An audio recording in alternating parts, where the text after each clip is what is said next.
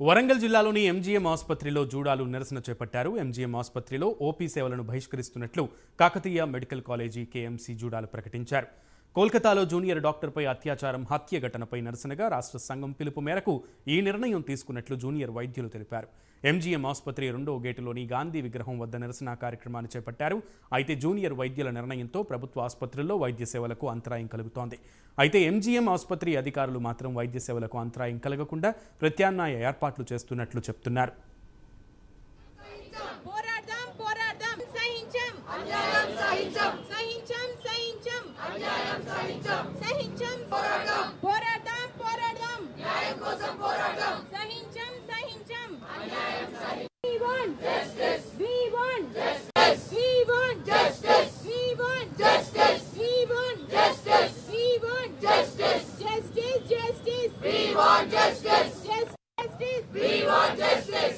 Police వాళ్ళకి informer గా మారాడు.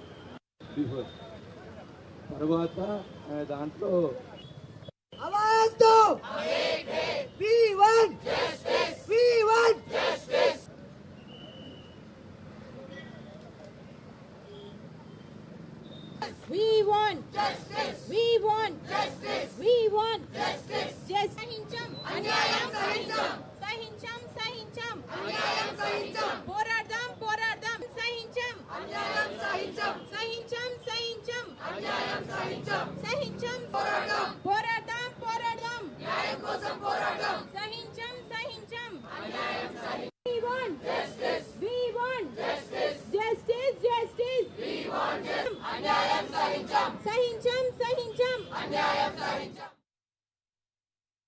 వరంగల్ జిల్లాలోని ఎంజీఎం ఆసుపత్రిలో జూడాలు నిరసన చేపట్టారు. ఎంజీఎం ఆసుపత్రిలో ఓపీ సేవలను బహిష్కరిస్తున్నట్లు కాకతీయ మెడికల్ కాలేజీ కేఎంసీ జూడాలు ప్రకటించారు.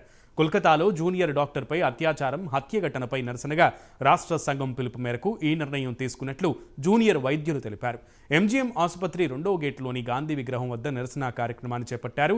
అయితే జూనియర్ వైద్యుల నిర్ణయంతో ప్రభుత్వ ఆసుపత్రుల్లో వైద్య సేవలకు అంతరాయం కలుగుతోంది.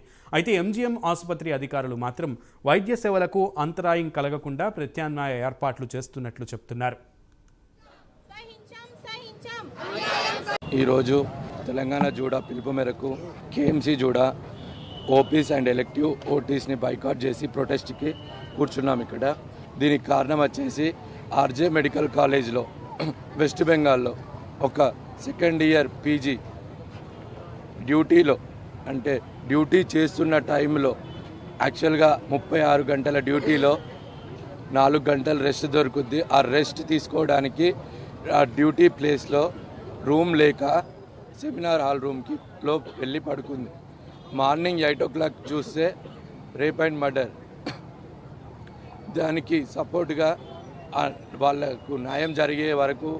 అలాగే ఈ ఇన్సిడెంట్ అనేది ఎందుకు జరిగిందంటే ఫస్ట్ డ్యూటీ ప్లేస్లో వర్క్ ప్లేస్లో మినిమం ఫెసిలిటీస్ లేవు. ఇది ఓన్లీ ఆ కాలేజ్లో కాదు, మన Telangana medical colleges national wide medical కాలేజ్లో ఎక్కడ డ్యూటీ ప్లేస్లో ఫీమేల్స్కి రెస్ట్ రూమ్స్ లేవు, టాయిలెట్స్ లేవు. మన ఎంజామ్ తీసుకుంటే వాటర్ ఫెసిలిటీ కూడా లేవు. ఇలాంటి పరిస్థితిలో ఫీమేల్ డాక్టర్స్ డ్యూటీ చేస్తున్నారు. ఇది వాళ్ళ ఒక్క కాలేజే కాదు ప్రాబ్లం, మిగతా నేషనల్ వైడ్లో ఉన్న మెడికల్ కాలేజెస్ అన్నీ.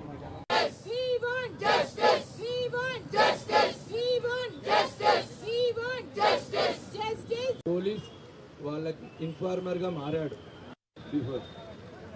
తర్వాత దాంట్లో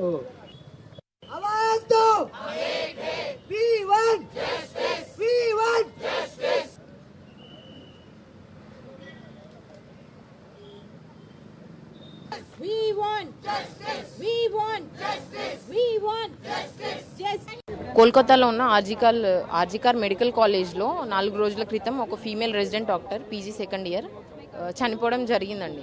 అది ఫస్ట్ సూసైడ్ చేసుకున్నారని వాళ్ళ పేరెంట్స్కి చెప్పారు హాస్పిటల్, అక్కడ రెస్పెక్టివ్ హాస్పిటల్ వాళ్ళు. తర్వాత అది మళ్ళీ అది మర్డర్ అని తేల్చారు. అంటే రేప్ అండ్ మర్డర్ అని చెప్పారు.